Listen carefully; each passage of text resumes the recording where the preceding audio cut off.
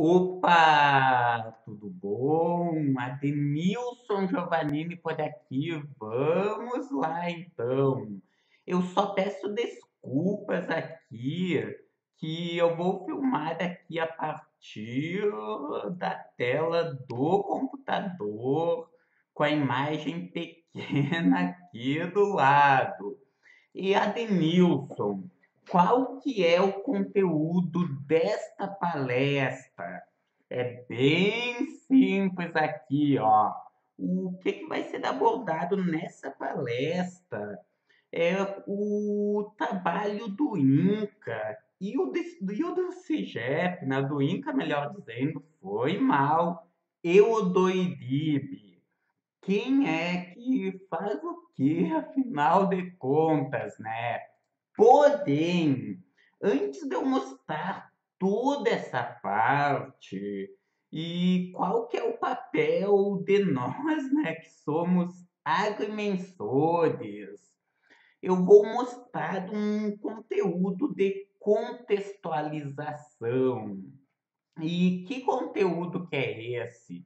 Georreferenciamento versus retificação.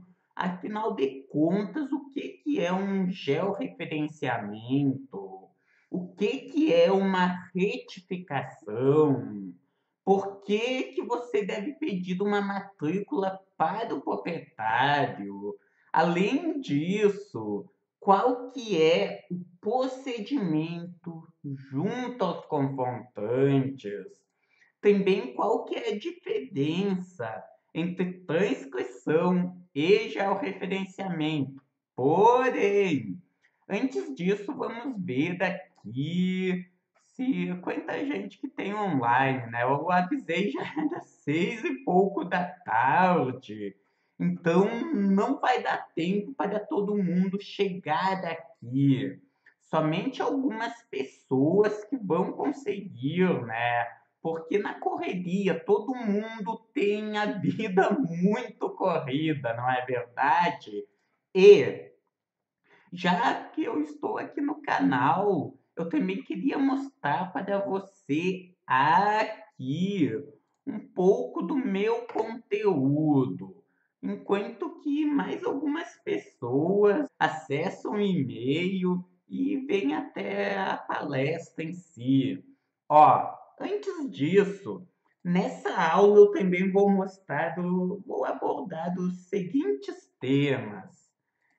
Vou mostrar o ambiente de estudos e vou revelar aqui mais dois bônus extras. Estes bônus, preste atenção, somente eles valem R$ 1.061. São dois bônus que eles vão mais do que pagar o seu investimento no georreferenciamento sem mistério. E além disso, lá no final da aula, eu vou te dar as suas dúvidas, toda a dúvida do pessoal, né? Dessa comunidade que vai estar online, ó. 8 pessoas online agora. Mas antes disso, deixe-me te mostrar rapidamente o conteúdo que eu possuo, né? Que, como eu disse, o cara na correria muitas vezes não tem tempo de assistir e tá procurando na internet conteúdo. Acaba querendo conteúdo lapidado. E eu produzi uma série de vídeos. Tem mais de 200 vídeos no meu canal. Sendo que, ó, aqui nas playlists, dicas práticas sobre legislação cadastral, ó. Deu uma espiadinha aqui. Uma série de vídeos aqui, Espólio é o ó, conjunto de sobre bens e de dívidas práticas. do falecido. Cara, é muito conteúdo que eu tenho no canal. Muito conteúdo mesmo. Além disso, ó, georreferenciamento de imóveis rurais tem 18 vídeos aqui. Tem 16 dúvidas respondidas. Também tem muito mais conteúdo aqui sobre georreferenciamento. Tem um mini curso completo de produção de mapa para licenciamento ambiental, uma série de aulas aqui. Também, ó, georreferenciamento, 16 vídeos sobre o procedimento a campo. Tem uma aula aqui de utilização do AutoCAD, tem uma série de dicas sobre o levantamento de dados a campo, uma série de vídeos aqui sobre cartografia. E, cara, ó, só essa playlist aqui, ó. Como ter um escritório que lucra R$ 20.000 por mês só. Vou pausar daqui para dar uma andada inteira. Ó, olha a quantidade de aulas. É um absurdo. Opa, tudo bom? Adenilson Giovannini. O que mais que eu tenho aqui, ó? Um curso de AutoCAD completo. Antes tem uma série de vídeos sobre licenciamento ambiental, foi mal. Um curso de GPS Garmin ETEX 10. É uma série, no caso, de 9 aulas. Daí aqui tem uma palestra antiga, mais alguns materiais. Aqui tem 2 vídeos sobre CCIR. Tem depoimento aqui, os depoimentos dos alunos, alguns depoimentos.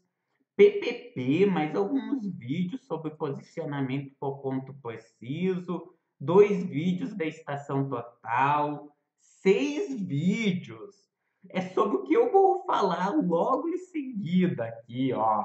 6 vídeos sobre retificação de área. Retificação de área. Retificação extrajudicial aqui, ó. Introdução à retificação, retificação de ofício, por simples requerimento aqui, cortei o requerimento, comi ele, né? Retificação por procedimento sumário, não, acho que só não está aparecendo aqui, ó. Vamos ver daqui, ó. Exatamente. Daí, retificação por procedimento ordinário e mais algumas dicas de ouro. Daí, além disso, ó, retificação, posicionamento pelo GNSS, desmembramento, produção de plantas, cálculo de volume, perfil topográfico e curvas de níveis. Cara, tem muito conteúdo mesmo aqui. Além disso, no meu blog, eu tenho mais de 45, se não me engano, é 47 artigos. Ó, tem alguns erros aqui, porém, olha aqui deste lado, ó, os tópicos. Topografia cadastral, ó, topografia cadastral, vamos dar uma olhadinha aqui. Só para você ver, ó, vários artigos sobre topografia cadastral aqui, ó. Por exemplo, CIGEP Inca, cálculo de área. Enfim, tem muito conteúdo mesmo. E você tá achando que é o bastante? Calma, ainda tem mais aqui, ó. Vou entrar na fanpage. Ó, na minha fanpage aqui. O que é que eu tenho aqui? Se você me acompanha, você sabe que aqui na página inicial, que ao longo dos últimos 2 meses, eu rodei um projeto muito grande. Eu coloquei mais de 70 vídeos online, ó. Esse aqui tá aqui, ó, o depoimento do José Eliezer, né? E, cara, muitos vídeos. Somente para você ter uma noção, ó, somente nos últimos, aqui, ó, vamos pegar 30 dias, nos últimos 28 dias, eu tive mais de 150 mil visualizações de vídeos aqui no Facebook. Então é muita coisa. E, sinceramente, eu gosto de dizer que é isso que faz o meu coração cantar, ver estes resultados, né? Mas uma vez dito isso, vamos ao nosso conteúdo, à nossa palestra propriamente dita. Ó, só vou vir aqui no início. Então vamos lá. Inca versus Idib. Quem faz o quê? E antes disso, apenas alguns recados, né? Que existe um delay entre eu falar e vocês escutarem. É algo em torno de uns 5 segundos. Então, daqui a pouco você faz uma pergunta e vai demorar esse tempo. Além disso, é ao vivo, né? Daqui a pouco pode cair da internet, pode acontecer uma coisa ou outra. Como diz o Faustão, né? Quem sabe faz ao vivo. E quantas perguntas também vamos deixar lá para o final. Daí, contextualização, georreferenciamento versus retificação, né, no caso. E o que é uma retificação, Adenilson? Bem simples. Resulta uma retificação, né, no caso, ela resulta na substituição da descrição constante na matrícula, que nestes casos, né, essa descrição, ela é uma descrição antiga que já está falha, que está lacunosa ou apenas não georreferenciada e que vai ser substituída por essa nova descrição que é mais perfeita. Eu coloquei um link aqui que é o link para a playlist sobre retificação que eu mostrei agora há pouco para você. Daí, na retificação, nós temos um sério problema, que é quanto à obtenção de dados. Um profissional foi lá e obteve esses dados com métodos antigos. Por exemplo, com um teodolito, com uma corrente de agrimensor, né?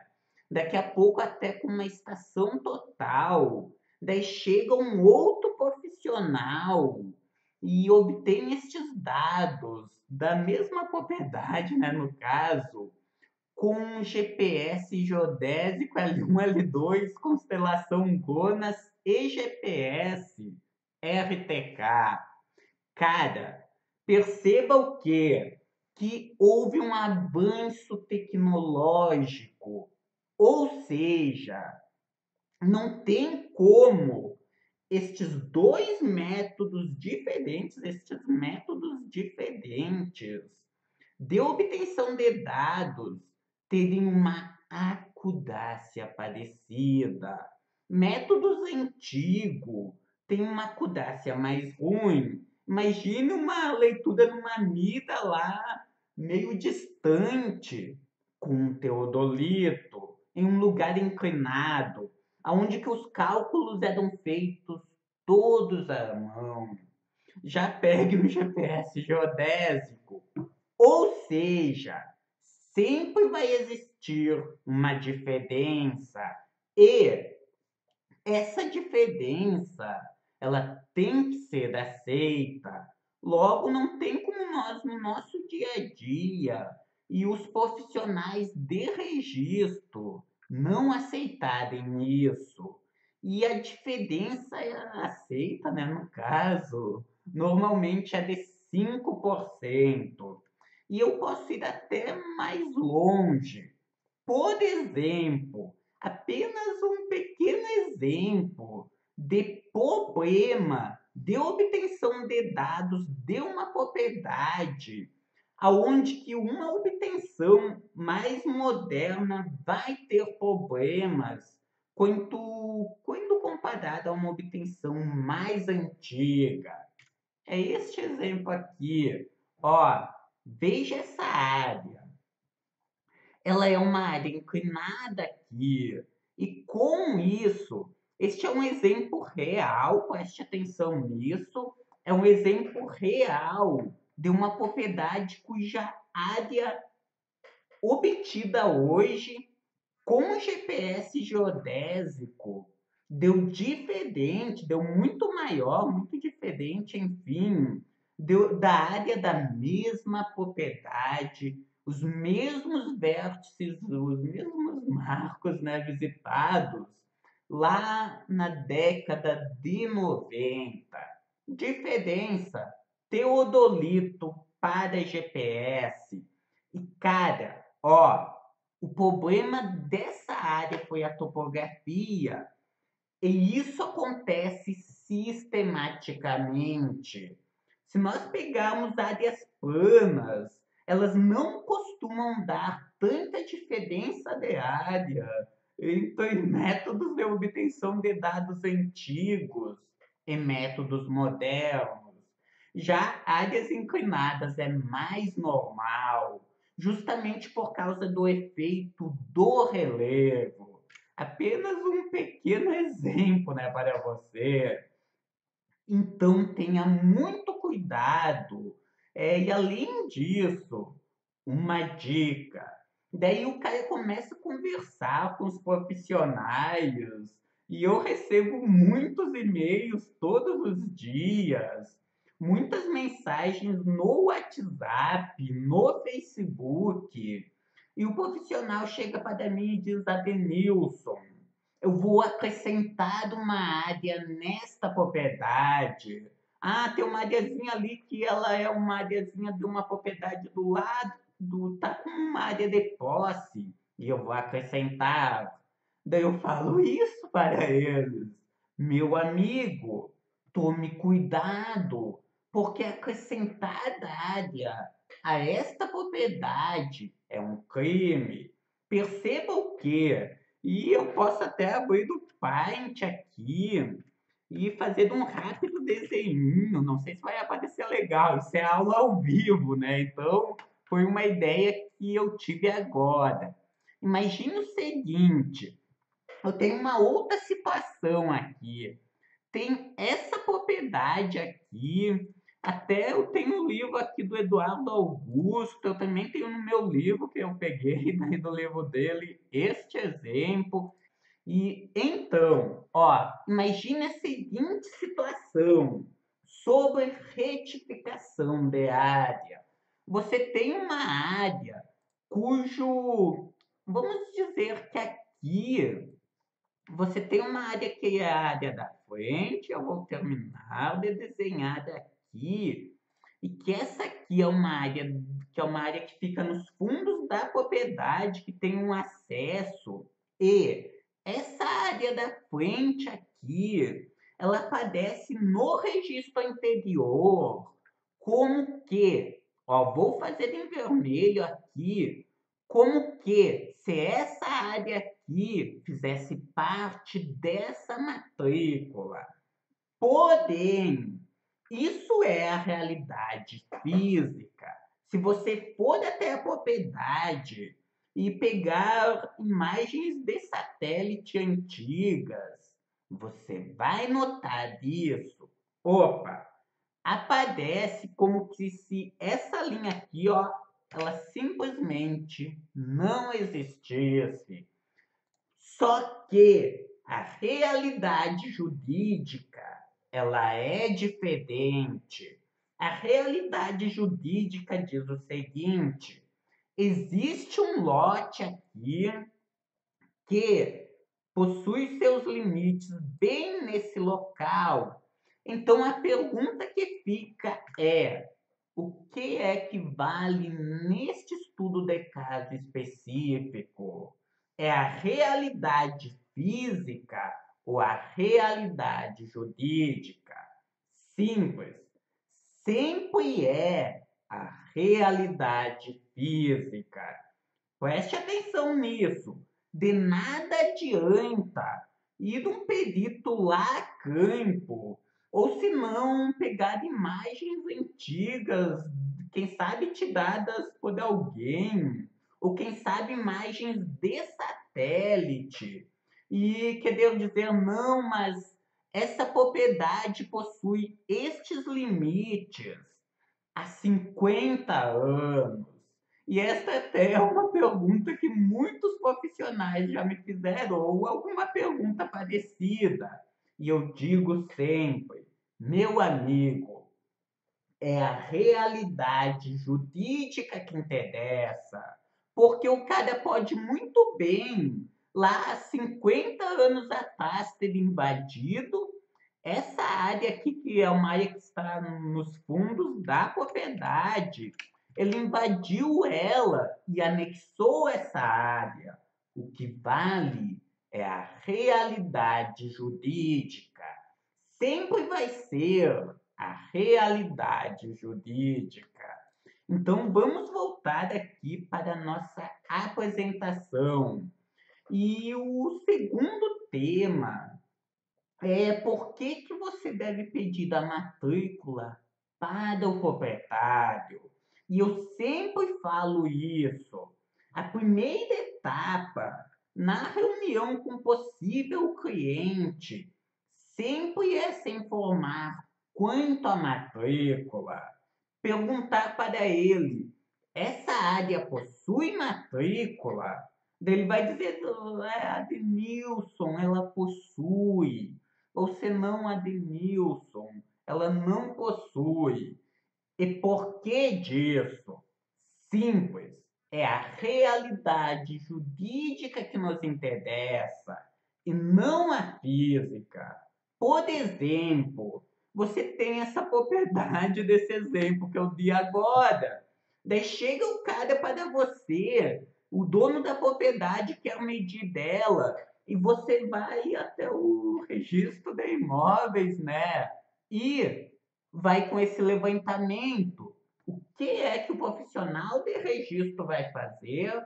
Ele vai analisar toda a documentação e vai dizer para você: o seu levantamento está errado, ele tem um sério problema, porque o que vale é a realidade jurídica e não a física. Então preste atenção sempre nisso. Além disso, ó, a área ser georreferenciada deve obrigatoriamente ser de uma propriedade e não uma simples posse, né? Não, ela deve ter um título. O INCA, ó, se nós descermos, daqui a pouco eu vou falar mais sobre o INCA e o IDIB e quais são os papéis deles. Porém, você precisa entender disso, que uma área, a pessoa ela tem que ter da propriedade dessa área para ela ser georreferenciada e não ter apenas a posse. Daí surge uma outra dúvida que muitos profissionais têm. Como eu disse, eu tenho muitos exemplos mesmos que eu poderia ter dado.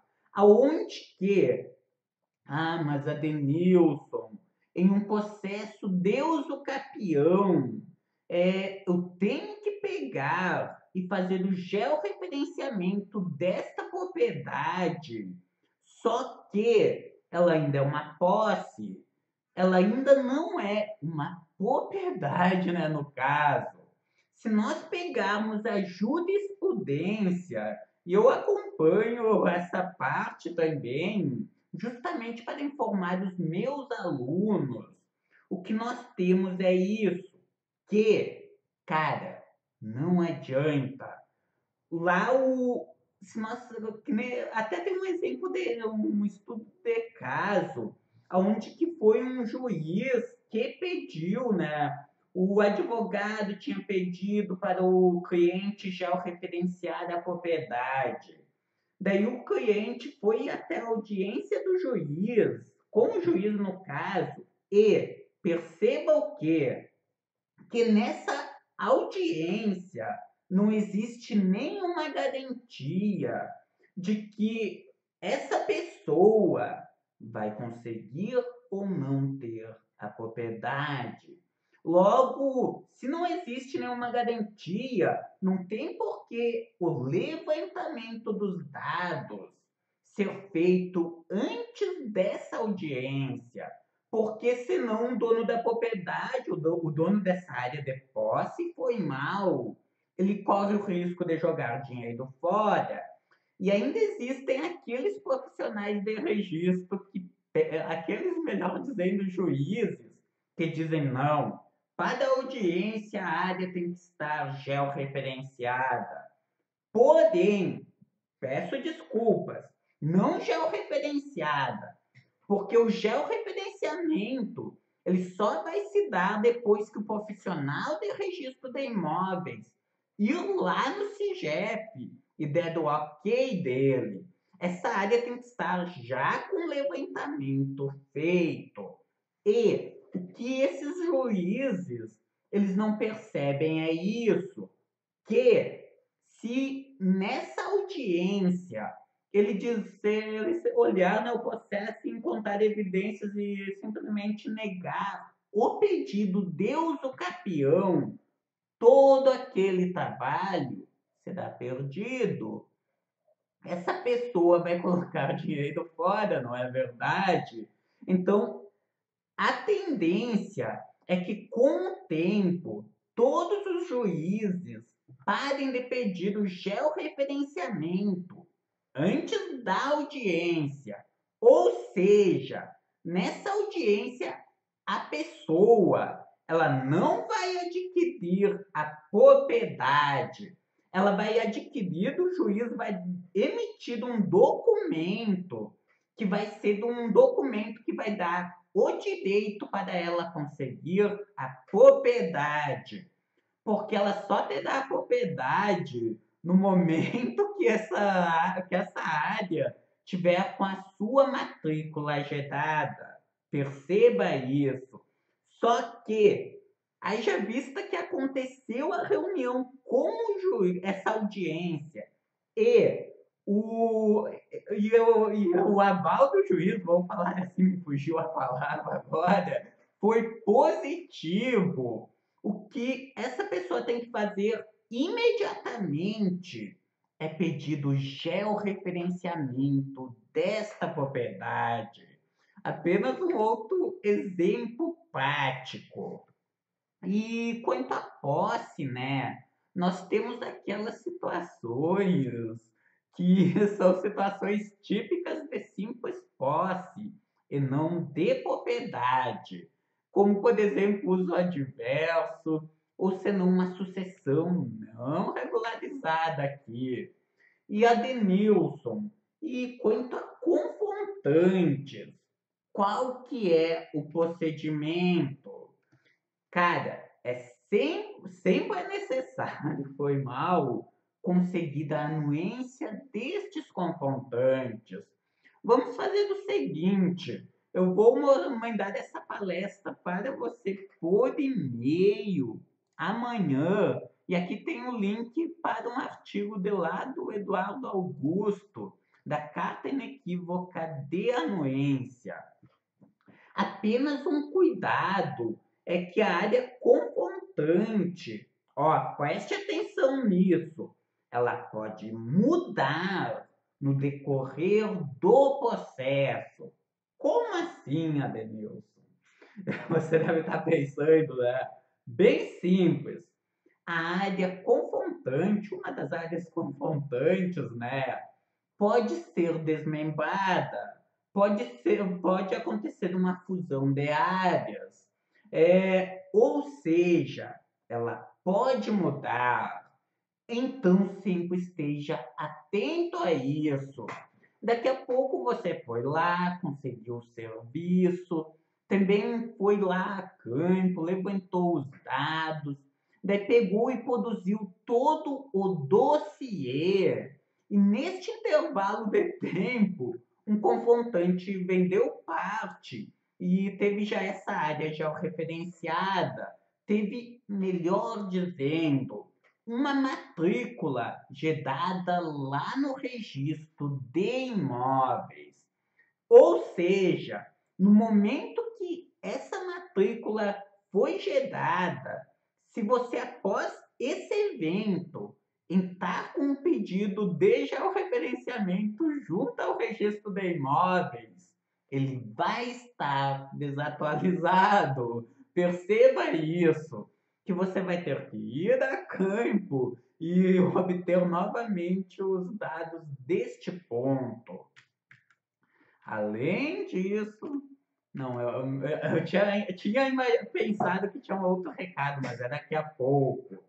Além disso, o que mais que nós temos, meu amigo, minha amiga? A diferença entre transcrição, matrícula e georreferenciamento. Mas, Adenilson, essa história de transcrição, que a transcrição, ela é um documento ruim, ela representa muito mal e só dá problema.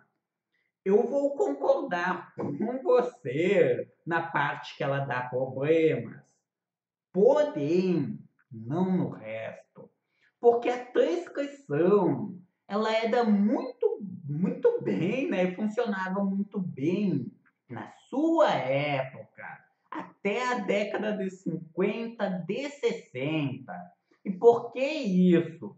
Porque o país tinha muita área ainda que nem sequer ser povoada era, né? Quer dizer, não por nós de origem europeia. Já tinha somente os índios que moravam aqui. Então, se sobrava área, quiçá, né, pensar-se em haver disputa por uma área.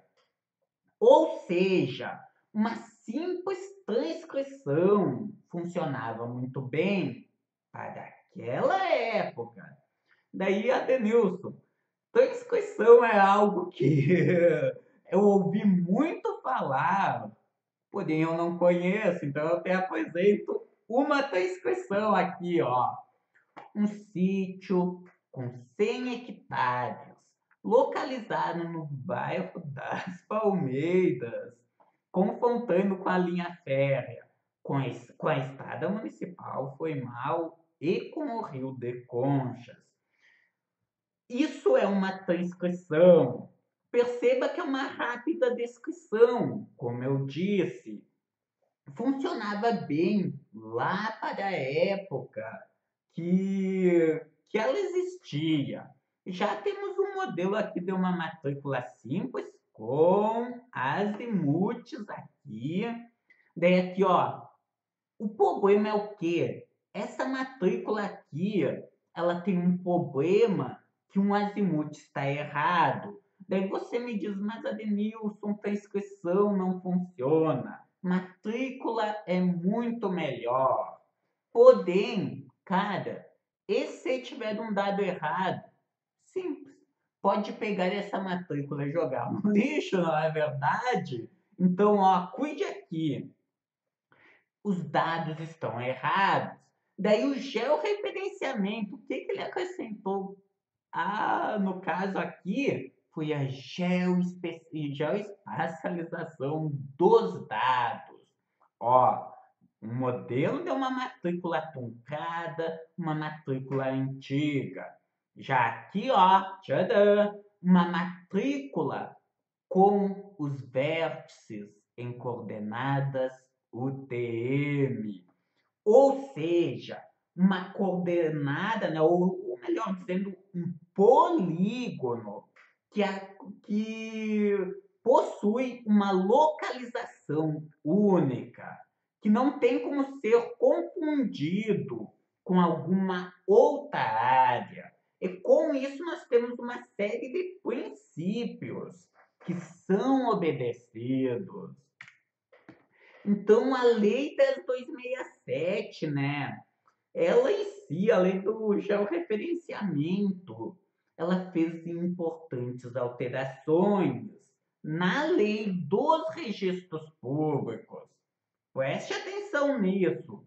A lei 10.267, ela não inovou em nada.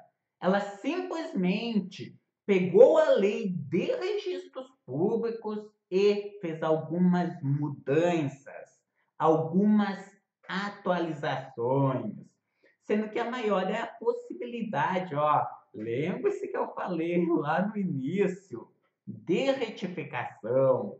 A Lei 10.267 ela trouxe essa vantagem, aonde que a retificação ela pode ser feita através do georreferenciamento.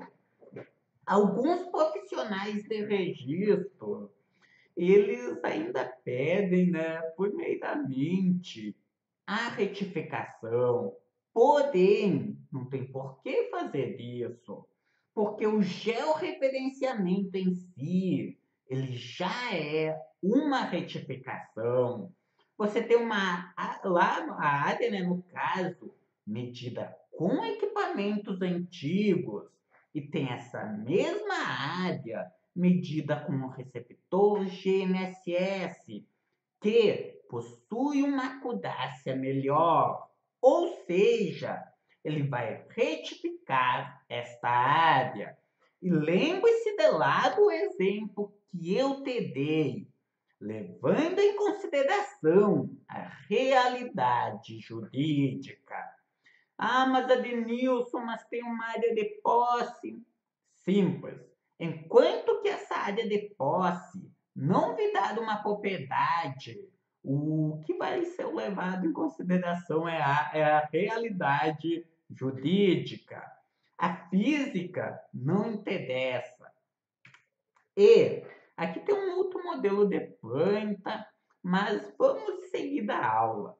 E Adenilson, afinal de contas, quais que são os papéis do IDIB e do INCA? Simples. O INCA e o certificado, né, ele possui o certificado de cadastro do imóvel rural, que nada mais é do que foi mal, o comprovante, né, deste cadastro feito junto ao INCA. O INCA, ele possui um cadastro, porém, o INCA ele possui um motivo de existência.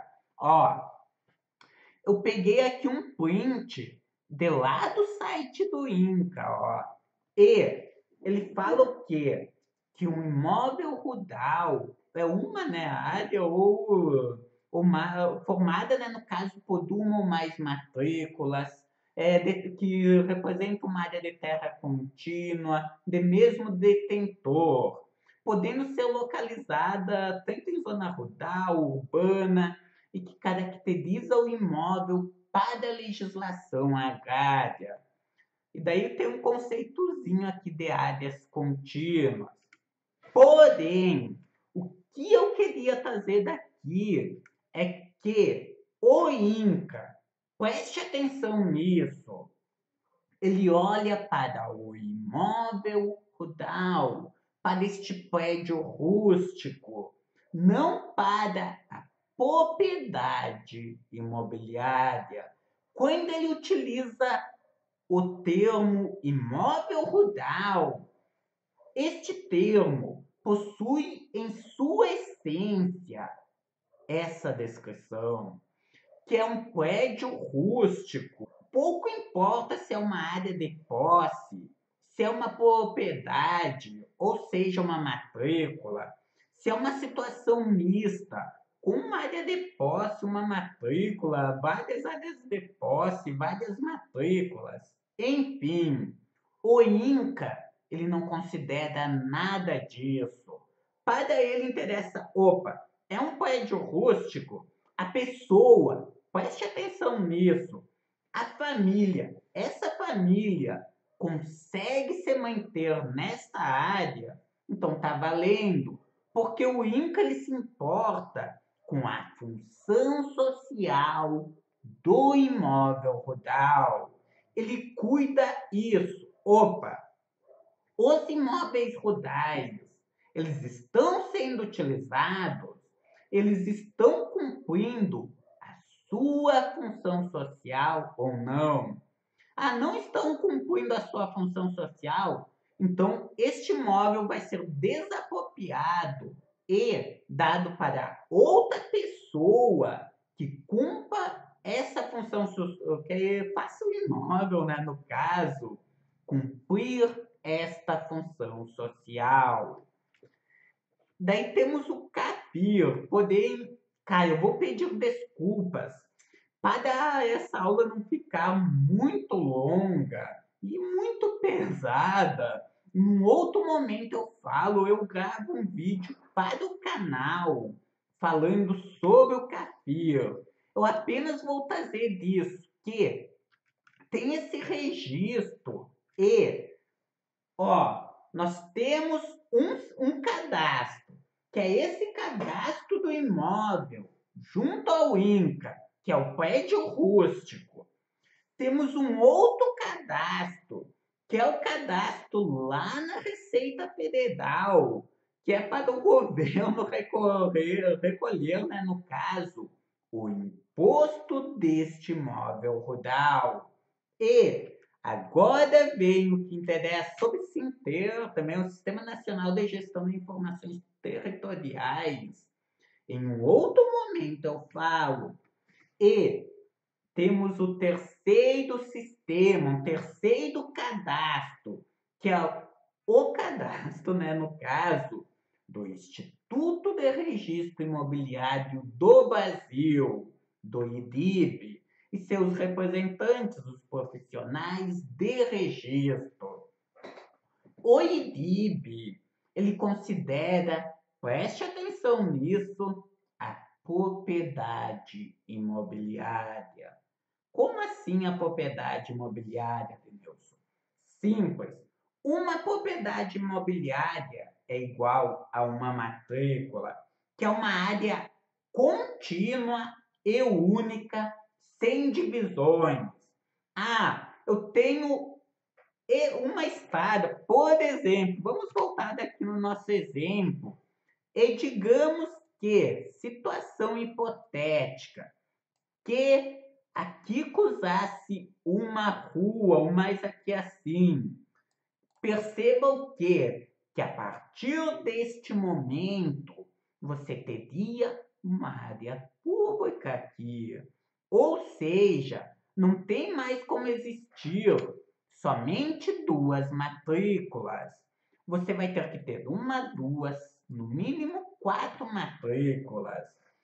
Porque isso é uma propriedade imobiliária. Ela é uma área única, sem divisões e contínua. Sem divisões, contínua. Ah, mas Adenilson, tem uma rede de alta tensão que passa na propriedade que eu vou georreferenciar. E tem a faixa de domínio. E eu tenho que georreferenciar. Eu não vou precisar fazer duas matrículas. Resposta já foi dada, não é verdade? A partir do momento que existe essa faixa de domínio, não é mais uma área contínua. Não tem mais como ter apenas uma matrícula. Porém, no caso, o mesmo vale para estradas rurais, né? Para estradas, para faixas, seja lá do que for, do oleoduto, rede de alta tensão, linhas férreas, enfim. Porém, existem exceções. Só que estas exceções eu vou deixar para contar lá no georreferenciamento sem mistérios. Cara, existem exceções. Se você trabalha na área de topografia, você sabe disso. Que são muitos detalhezinhos. E no que abrange a legislação vigente, isso também se aplica. Para toda a regra, existem aqueles casos específicos que existem exceções. E o CIGEP em si, se nós olharmos, opa, CIGEP é igual a INCA, é igual a este cadastro, só que o INCA, no seu cadastro, ele utiliza de base o termo imóvel rural, né? Eu ia tocar sem querer. Imóvel rural, que é aquele prédio rústico. Ou seja, cara, o CIGEP CIGEP ele aceita qualquer coisa. Ah, tem uma certificação de uma fração ideal, é uma área de posse, é um parcelamento com definição de novos titulares, é um imóvel que eu fui lá no meu computador e inventei. O CIGEP aceita, só que o INCA, ó, temos um cadastro, que é o cadastro do INCA. Temos o outro cadastro, que é o do IDIB, que é o registro de imóveis. O INCA, o CIGEP, ele aceita. Então, Adenilson, o CIGEP não serve para nada. Calma! Agora que eu coloquei o dedo na ferida e apontei os pontos fracos, eu vou mostrar as vantagens. Eu vou falar das vantagens. É o seguinte, o CIGEP, ele garante que qualquer pessoa possa visualizar os dados. O CIGEP, ele também serve para garantir, né, e para tornar a informação pública. Além disso, ele garante que as áreas não vão ser sobrepostas. Ou seja, o INCA ele cuida dessa parte. Ele deveria cuidar de toda a parte de manutenção dos dados, porém ele passou para nós, né? E já o registro de imóveis, ele vai garantir o direito à propriedade. Você vai chegar com a documentação, no caso, lá no registro de imóveis, e o profissional de registro ele vai olhar cuidadosamente esse dossiê. Se tiver, né, no caso, problemas com uma área confrontante, ele vai dizer, negado, essa área tem problemas, não tem como georreferenciar. Então, os dois sistemas, eles se complementam, né, no caso. Tem uma imagenzinha, eu vou deixar essa imagenzinha aqui.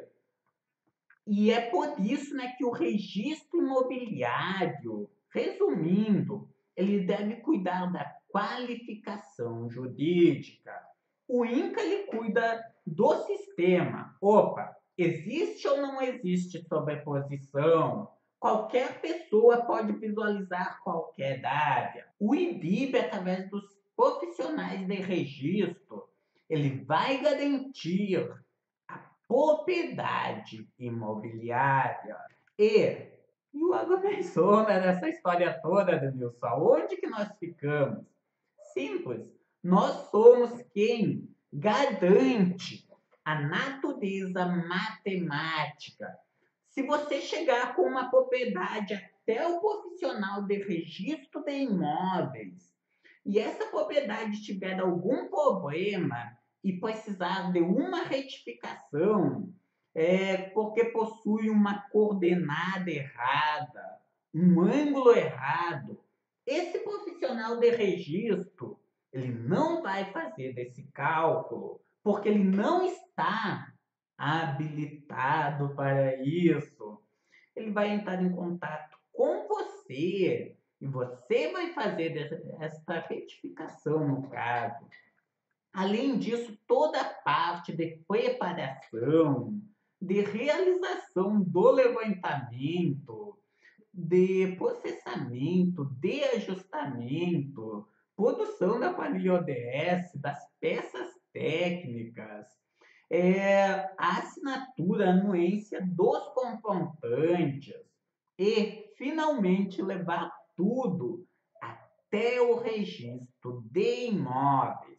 Ou seja, você foi lá, produziu a planilha ODS, após levantar os dados, sobe ela para o CIGEP, só que ela ainda não está georreferenciada. Neste momento, você vai ter que pegar do dossiê, ir até o profissional de registro de imóveis. E, ó, eu tenho aqui o profissional de registro de imóveis, ele vai verificar tudo.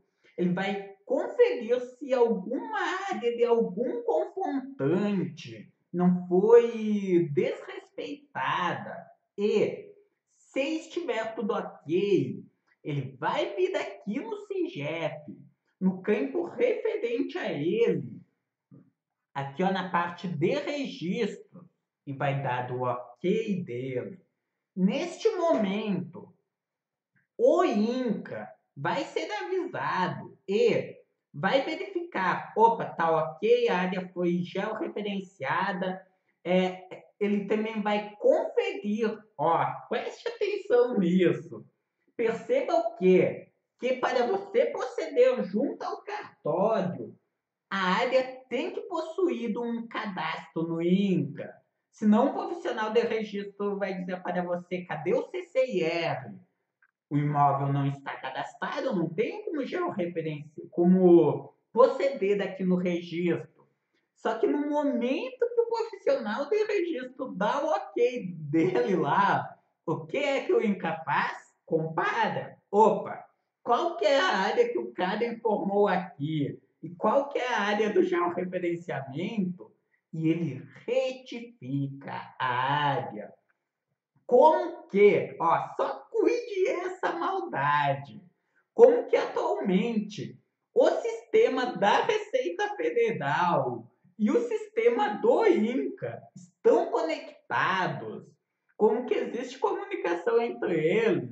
No momento que o INCA faz isso, a Receita Federal também retifica a área lá, porque até então a pessoa ia lá e dizia, não, eu tenho 50 hectares, eu tenho 1.000 hectares.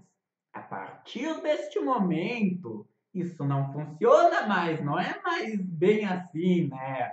Tipo, a Receita passa a não ter como proprietário rural escapar do imposto de suas obrigações. É basicamente isso, né, no caso. E além disso, aqui está a dica que eu ia ter passado antes. Documentação, já me aconteceu isso. Inclusive, né? Tipo, o cara vai lá, acredita que tá tudo certo, chega com todo o dossiê, uma pastinha com todos os documentos, uma camiseta social bonita, né? Que o cara é campo, me fala a verdade. O cara é campo, vai com umas botas, bota uma calça de brinque, já tá mais batida que não sei o quê. Só que daí no dia que vai até o registro do imóvel, bota uma camiseta social bonita, chega lá no registro de imóveis e ele faz o quê? O profissional de registro olha a documentação e diz assim, esse documento aqui, esse certificado de cadastro do imóvel rural, essa certidão negativa da NIOF, essa NIOF, né, faz mais de 3 meses que foi gerada, você vai ter que gerar outra. Daí lá volta você feito um burro de orelha baixada, né? Porque, meu Deus do céu, vou perder mais tempo neste processo. Então, era essa dica que eu queria ter dado aqui. Cara, 3 meses. Se os documentos, qualquer documento, fizer mais tempo do que isso, o profissional de registro não vai aceitar. Além disso, o que é que acontece? No momento que o profissional de registro vai cadastrar a área, se o CPF estiver negativado, não vai dar certo. Então a pessoa tem que estar com o CPF dela certinho, a propriedade tem que estar com o Imposto Territorial Rural ITR pago e essa propriedade, essa pessoa, este prédio rústico tem que ter o credenciamento junto ao INCA. Mas vamos fazer o seguinte: eu vou parar essa aula aqui e amanhã eu disponibilizo ela.